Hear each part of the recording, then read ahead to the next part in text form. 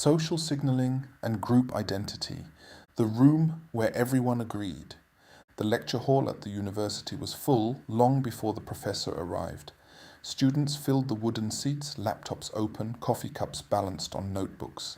At the front of the room hung a banner for the evening's discussion: Global Justice and the Future of Society. Daniel Weber slipped into a seat near the back. It was his first semester at the university, and he was still learning the subtle rules of the place. The expectations that were never written down, but seemed to guide almost every conversation.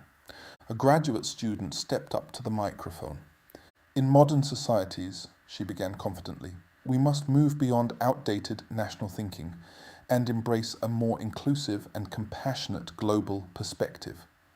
The audience nodded approvingly. Daniel glanced around the room. No one appeared surprised by the statement. In fact, the reaction felt automatic, as if everyone already knew the correct response.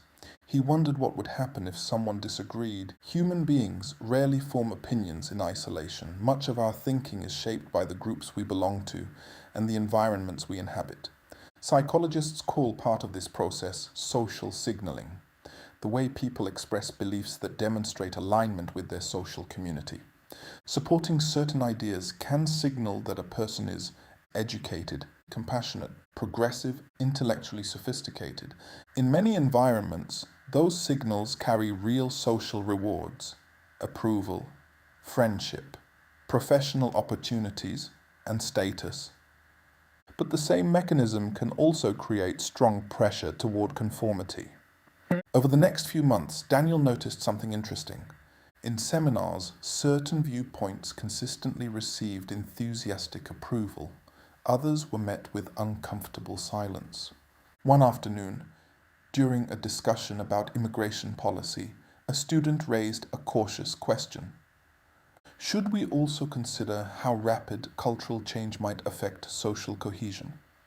The room grew quiet. The professor responded politely, but quickly redirected the conversation toward the humanitarian benefits of open migration. After class, Daniel overheard two students talking in the hallway.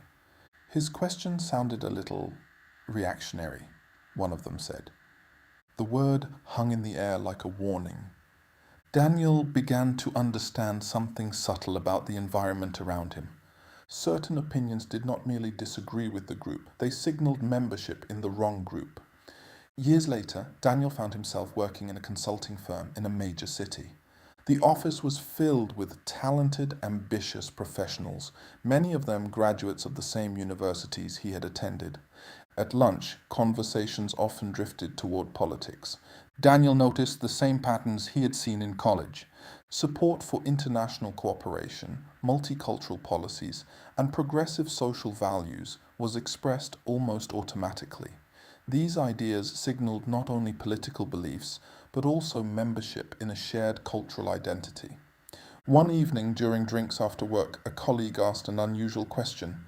"Do you ever wonder," she said quietly, "whether everyone actually believes all of this, or if we just assume we're supposed to?" The table fell silent. No one answered directly, but Daniel realized something important in that moment. When an entire social network shares similar views, and when professional success depends partly on fitting into that network, beliefs can spread less through debate and more through subtle social incentives. None of this meant the ideas themselves were necessarily wrong. Many of them were rooted in genuine moral concern and thoughtful reasoning. But social environments can create echo chambers where disagreement becomes rare, not because everyone has independently reached the same conclusion, but because expressing alternatives carries social risk. In influential institutions, universities, media organizations, professional networks, this dynamic can shape public conversation in powerful ways. Critics worry that when large institutions lean strongly toward one set of assumptions, society may lose the diversity of viewpoints necessary for healthy debate. Supporters argue that these environments simply reflect the values of educated and globally minded communities. One night, Years after leaving university, Daniel met an old classmate for dinner. They talked about the political climate that had grown increasingly polarized across many Western countries. "Do you remember those seminars?" his friend asked. Daniel smiled. "The ones where everyone seemed to agree?" His friend laughed softly. "Yes, I sometimes wonder how many of us actually agreed, and how many of us just didn't want to be the one person raising a hand." Daniel looked out the restaurant window at the busy city street. Human beings, he realized, had always been social creatures. We form tribes, communities, and networks, and those groups shape not only our friendships and careers, but also the beliefs we express. Sometimes those shared beliefs lead societies toward progress. Sometimes they create blind spots that only become visible years later. And the challenge for every generation is learning how to maintain belonging without losing the courage to question the group.